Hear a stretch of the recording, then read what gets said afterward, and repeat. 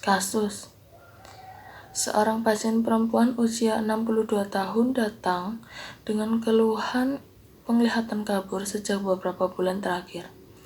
Pasien sudah didiagnosis menderita diabetes mellitus tipe 2 sejak 6 tahun lalu dan tidak rutin kontrol.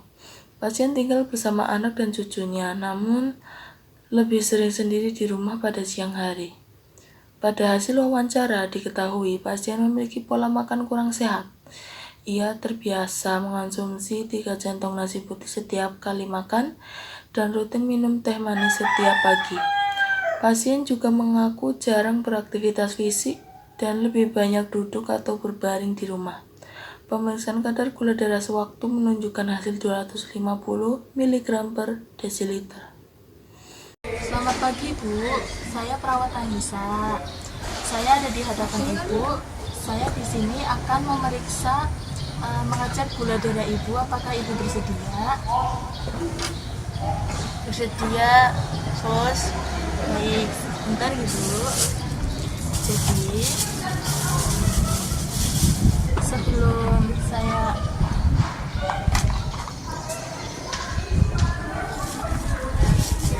nanti saya akan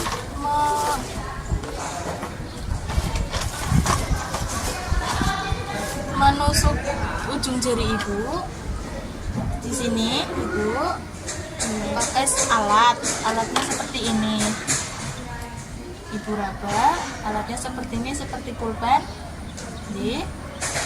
Nanti di ujung, kok kayak kacamata ya sis?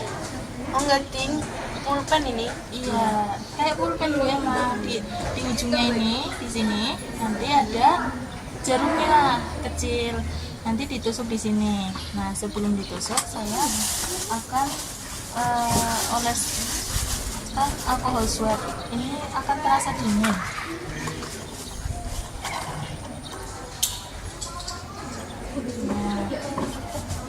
Dingin ya sus ya? Lalu saya akan tusuk menggunakan alat tadi. Saya tusuk Ibu dalam 1, 2, 3. Lalu selanjutnya kan itu kan di darahnya akan ditusukkan ke belakang. Alatnya seperti ini Ibu pegang seperti remote. Enggak sus, ini kayak HP ini. Oh iya Bu, seperti HP jadul Ibu. Nah, Aku punya itu. Jadi di sini, wah, gula darahnya tinggi sekali Bu. Oh iya. Ibu hari-harinya makan apa? Biasanya saya makan nasi itu bisa 3 centong terus ditambah nanti sama ininya digoreng karena telur sama sayur kan sehat. Dikurangi Ibu, nggak boleh double gitu. Nasinya bisa dikurangi dari 2 centong jadi setengah centong, atau kalau lebih bagus ganti dengan nasi merah atau karbohidrat lain seperti kentang yang amiloidnya itu nggak terlalu tinggi. Ini Ibu gulanya tinggi sekali, 250, normalnya kan di bawah 200. Nah, lebih baik Ibu kurangi makan minuman manis itu, jaga kesehatan Ibu. Lalu sering-sering olahraga Ibu, jalan-jalan aja di sekitar rumah juga boleh. Baik, ada yang mau ditanyakan Bu? Nggak ada. Tidak ada. Baik, nanti saya akan beri jadwal atau menu makan yang bisa Ibu konsumsi ke keluarga Ibu ya. Karbohidratnya bisa diganti dan makan lainnya bisa diganti yang lebih berserat. Ada yang ingin ditanya lagi Bu? Tidak. Baik Bu, terima kasih.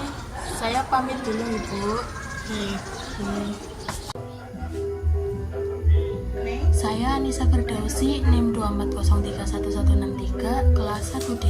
Di sini saya akan memberitahu tentang hal-hal apa saja yang perlu diperhatikan diajarkan dalam berkomunikasi dengan klien gangguan penglihatan.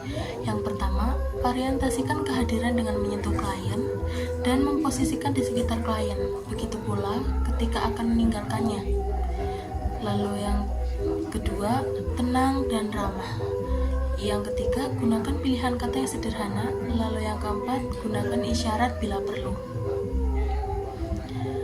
Perlu juga untuk menyentuhkan alat-alat kesehatannya pada klien agar klien mengetahui alat-alat apa saja yang akan digunakan oleh perawat untuk mengecek keadaan si klien. Sebagai perawat, kita tidak bisa asal memberi instruksi, kita juga harus sabar, jelaskan pelan-pelan dan pastikan pasien bisa mengikuti meskipun mereka tidak bisa melihat. Komunikasi yang efektif itu kunci dari pelayanan yang manusiawi, dan buat pasien dengan keterbatasan seperti ini, empati kita benar-benar diuji. Tapi justru disitulah letak nilai pentingnya profesi kita. Hambatan. Selama proses komunikasi dan edukasi kesehatan, ditemukan beberapa hambatan yang mempengaruhi efektivitas penyampaian informasi kepada pasien. Pasien menunjukkan resistensi terhadap perubahan pola makan dan kebiasaan yang telah dijalani selama bertahun-tahun. Ketika disarankan untuk mengurangi porsi nasi dari 3 centong nasi menjadi setengah centong atau menggantinya dengan sumber karbohidrat lain seperti kentang, pasien menyampaikan kekhawatiran bahwa ia tidak akan merasa kenyang. Selain itu, ketika dianjurkan untuk mengganti teh manis dengan air putih, pasien menyatakan tidak suka karena merasa air putih terasa hambar dan tidak enak diminum. Hambatan-hambatan ini menunjukkan adanya persepsi negatif pasien terhadap perubahan gaya hidup yang dianjurkan, serta kurangnya motivasi untuk melakukan perubahan tersebut. Sikap pasien yang cenderung menolak atau menunda anjuran juga menjadi tantangan tersendiri dalam membangun komunikasi yang efektif dan mendorong kepatuhan terhadap edukasi kesehatan yang diberikan.